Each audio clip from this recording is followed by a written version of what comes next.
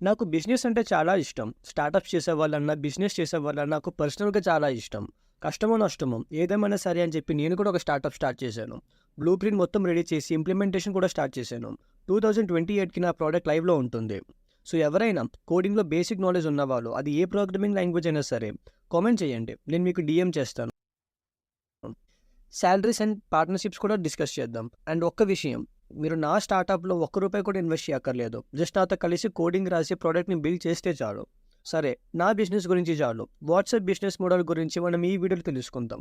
Family గ్రూప్‌లో వచ్చే good morning message నుండి స్కామర్స్ నుంచి వచ్చే ఫేక్ మెసేజెస్ వరకు ఈరోజు వాట్సాప్ ప్రపంచంలోని మోస్ట్ పాపులర్ మెసేజింగ్ యాప్‌లా మారింది. రోజుకి 2 బిలియన్ యూజర్స్ యాక్టివ్‌గా వాట్సాప్‌ని వాడుతున్నారు. అంటే ప్రపంచ జనాభాలో 25% మనుషులు వాట్సాప్‌ని యూజ్ చేస్తున్నారు. కానీ మనం బాగా అబ్జర్వ్ చేస్తే ఈ యాప్ కంప్లీట్ ఫ్రీ. ఎక్కడ యాడ్స్ కూడా ప్లే అవ్వవు. ప్రీమియం సబ్స్క్రిప్షన్స్ కూడా ఉండదు. మరి ఈ వాట్సాప్ కంపెనీ మనీ ఎలా సంపాదిస్తుంది? దీనికంటూ రెవెన్యూ సోర్స్ ఏంటి? ఈ డౌట్ మీకు కూడా ఎప్పుడో ఒకసారి వచ్చే ఉంటుంది. ఈ వీడియోలో మనం వాట్సాప్ బిజినెస్ మోడల్ గురించి తెలుసుకుందాం. Welcome to the underrated channel.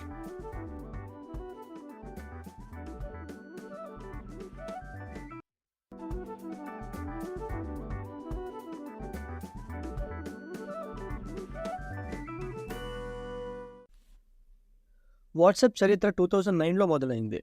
Brain Acton and Jan Koum అనే కొలీగ్స్ ఈ వాట్సాప్ని డెవలప్ చేశారు.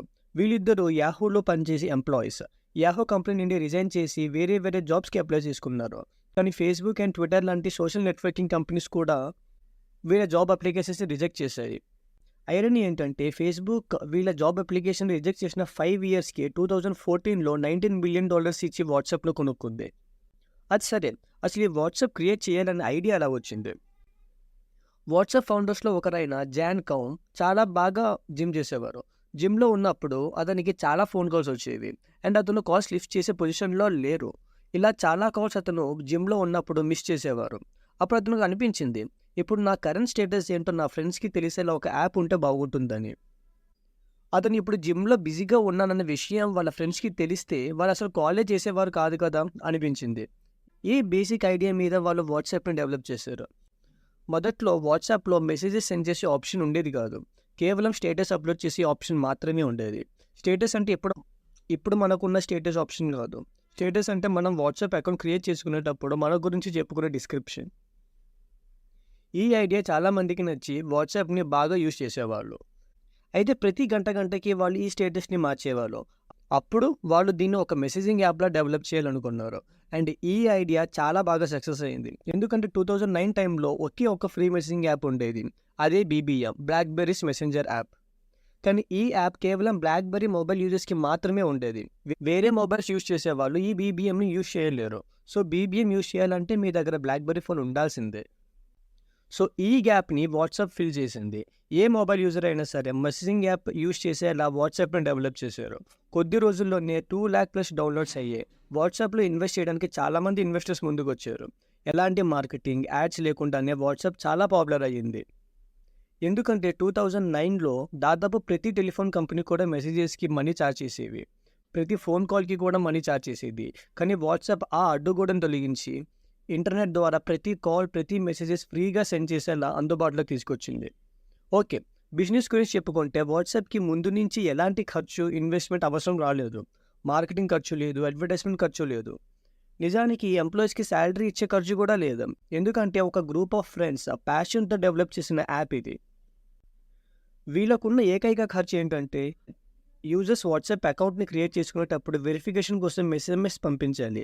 ఆ SMS ఛార్జెస్ మాత్రమే వాళ్ళకున్న అతిపెద్ద ఖర్చు. సో 1 SMSకి ₹1 అనుకుంటే, సో 2 లక్షల SMSకి ₹2,00,000, 2 కోట్ల SMSకి ₹2,00,00,000. ఈ థర్డ్ పార్టీ ఇన్వెస్టర్స్ మీద డిపెండ్ అవ్వకుండా వాట్సాప్ టీమే ఒక కొత్త బిజినెస్ మోడల్తో ముందుకొచ్చింది. వాట్సాప్ $0.99 పర్ ఇయర్ వాళ్ళ యూజర్స్ దగ్గర ఛార్జ్ చేసేది. అవును, మీరు విన్నది నిజమే. మనం ఇప్పుడు ఫ్రీగా యూజ్ చేస్తున్న వాట్సాప్ ఒకప్పుడు యూజర్స్ దగ్గర మనీ ఛార్జ్ చేసేది.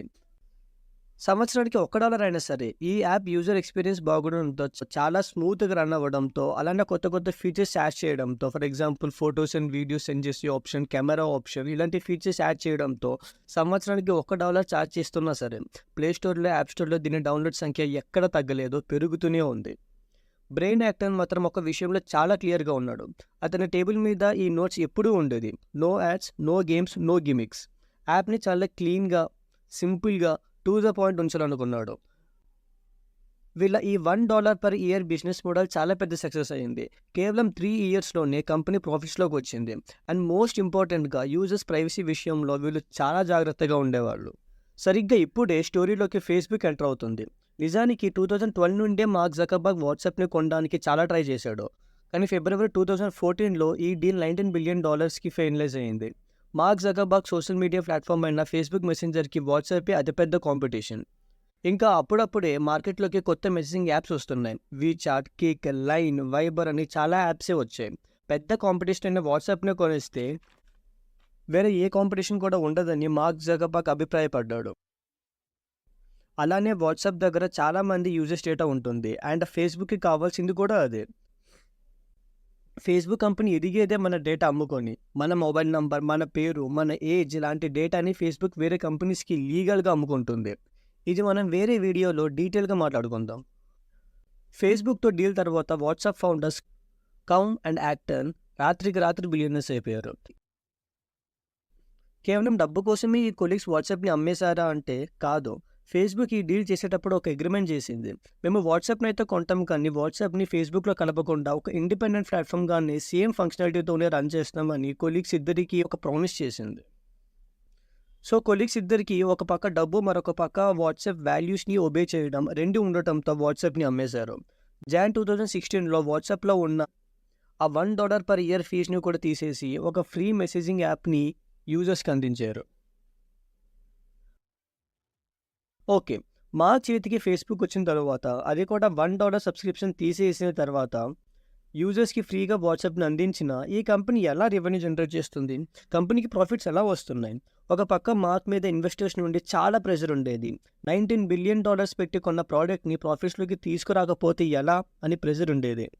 ఇంకో పక్క మార్క్ యూజర్స్ డేటాని వేరే కంపెనీస్కి అమ్ముకోవడం, ఇది యూజర్ ప్రైవసీకి రెస్పెక్ట్ ఇవ్వనట్టు అనిపించి వాట్సాప్ ఫౌండర్స్ ఇద్దరు పర్మనెంట్గా కంపెనీ నుంచి రిజైన్ చేసేశారు. రిజైన్ చేసిన తర్వాత 2017లో బ్రైన్ మళ్ళీ సిగ్నల్ అనే సరికొత్త మెసేజింగ్ యాప్ని డెవలప్ చేశాడు. ప్రాఫిట్స్ కోసం చూస్తూ ఏదో ఒక విధంగా కాంప్రమైజ్ అవ్వాల్సి వస్తుందని దీన్ని నాన్ ప్రాఫిట్ అప్లికేషన్గా మార్కెట్లోకి ఇంట్రొడ్యూస్ చేశాడు. ఇది యూజర్స్ డేటా వేరే ఏ కంపెనీకి అమ్మదు, అలానే వేరే ఏ కంపెనీ నుంచి యూజర్స్ డేటాని కొనదు. కొత్త యూజర్స్ని అట్రాక్ట్ చేయడం కోసం అడ్వర్టైజ్మెంట్స్, మార్కెటింగ్స్ కూడా చేయదు. ఇదిగో ఇలా ఏదో ఒక యూజర్ నాలా యాప్ని వాడి నచ్చి వేరే ఫ్రెండ్స్కి షేర్ చేసి ఇలా యూట్యూబ్ ద్వారా చెప్తే కానీ ఎవరికి సిగ్నల్ యాప్ గురించి పెద్దగా తెలియదు. సరే, ఇందుకు మార్క్ జకర్బర్గ్ వాట్సాప్ నుంచి మనీ ఎలా సంపాదిస్తున్నాడో ఇప్పుడు చూద్దాం. 2018 వాట్సాప్ బిజినెస్ అని ఇంకో ఫ్రీ మెసేజింగ్ యాప్ని క్రియేట్ చేశాడు.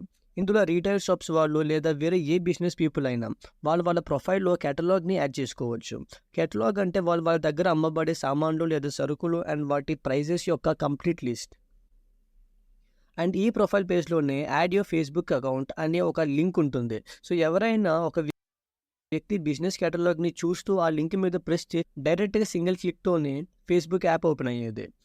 సో ఎక్కువ మంది యూజర్స్ వాట్సాప్ ద్వారా ఫేస్బుక్ని యూజ్ చేస్తే ఎక్కువ యాడ్స్ ప్లే అవుతాయి. అండ్ ఎక్కువ యాడ్స్ ప్లే అవుతే ఎక్కువ ఇన్కమ్ వస్తుంది. అండ్ వాట్సాప్కి ఇంకో పెద్ద ఇన్కమ్ సోర్స్ ఉంది. అదేమిటంటే వాట్సాప్ తమ ఏపీఐస్ని వేరే కంపెనీస్కి ఇస్తుంది. ఏపీఐ అంటే అప్లికేషన్ ప్రోగ్రామింగ్ ఇంటర్ఫేస్. సింపుల్గా చెప్పాలంటే ఇది ఒక అప్లికేషన్ మరొక అప్లికేషన్తో కమ్యూనికేట్ చేయడానికి ఒక మీడియం. ఒక ఎగ్జాంపుల్ చూద్దాం. సపోజ్ మీరు ఐఆర్సిటీసీలో ఒక టికెట్ బుక్ చేసినా లేదా అమెజాన్ ఆర్ ఫ్లిప్కార్ట్లో ఏదైనా ప్రోడక్ట్ ఆర్డర్ చేసినా పేమెంట్ పేజ్లో మీకు ఫోన్పే ఆప్షన్ కనిపిస్తుంది. సో ఇక్కడ ఐఆర్సిటీసీ, అమెజాన్ లేదా ఫ్లిప్కార్ట్ ఫోన్పేతో మాట్లాడడానికి ట్రై చేస్తుంది. అందుకు ఫోన్పే తమ ఏపీఐని ఈ యాప్స్కి ఇస్తుంది. అంతే, ఒక్క బటన్ క్లిక్ చేస్తే డైరెక్ట్గా ఫోన్పే యాప్ ఓపెన్ అవుతుంది. ఇంకో ఎగ్జాంపుల్ చూద్దాం. మీరు ఎప్పుడైనా యూబర్, ర్యాపిడోలో క్యాబ్ ఆర్ బైక్ ఏదైనా బుక్ చేస్తే మనకు మ్యాప్స్ ఓపెన్ అయ్యి మనం రైడ్ కోసం బుక్ చేసుకున్న క్యాబ్ ఎక్కడుందో మనకు చూపిస్తుంది. కానీ అందులోనే మనకు గూగుల్ వాటర్ మార్క్ కనిపిస్తుంది. అంటే గూగుల్ తమ సర్వీసెస్ను యూబర్కి ఇస్తుంది. ఎలా? ఏపీఐ ద్వారా. ఇక్కడ గూగుల్ అండ్ యూబర్ రెండు వేరే వేరే యాప్స్ అయినా సరే గూగుల్ తమ సర్వీసెస్ని ఏపీఐ ద్వారా యూబర్కి ఇస్తుంది. ఇదే విధంగా వాట్సాప్ తమ ఏపీఐని వేరే కంపెనీస్కి ఇస్తుంది అండ్ ఇన్కమ్ తెచ్చుకుంటుంది. నేను ఎప్పుడు Dream11, మింత్రా లాంటి యాప్స్‌ని వాడలేదు. కనీసం అదంటే ఏంటో అని గూగుల్‌లో గాని, ప్లే స్టోర్‌లో గాని సెర్చ్ చేయలేదు. కానీ నాకు మాత్రం Dream11 నుంచి, మింత్రా నుంచి నెలకు ఒక్కసారైనా వాట్సాప్‌లో మెసేజెస్ వస్తూనే ఉంటాయి. సో ఇది ఫ్రెండ్స్, ప్రపంచంలోనే అతిపెద్ద మెసేజింగ్ యాప్ అయిన వాట్సాప్ చరిత్ర. వాట్సాప్ గురించి కానీ, ఫేస్‌బుక్ గురించి కానీ మీకు తెలిసిన ఇంట్రెస్టింగ్ పాయింట్స్ ఏమైనా ఉంటే కామెంట్స్‌లో చెప్పండి. మనం డిస్కస్ చేద్దాం. అండ్ నా స్టార్టప్ ఏంటో తెలుసుకుందామన్నా, నాతో కలిసి సైఫర్ ఏఐని బిల్డ్ చేద్దామన్న ఇంట్రెస్ట్ ఉన్న కామెంట్స్‌లో చెప్పండి. ఈ వీడియో నచ్చితే లైక్ చేసి ఛానల్‌ని సబ్స్క్రైబ్ చేసుకోండి. మళ్ళీ నెక్స్ట్ వీడియోలో కలుద్దాం ఇంకో ఇంట్రెస్టింగ్ టాపిక్‌తో. Bye friends.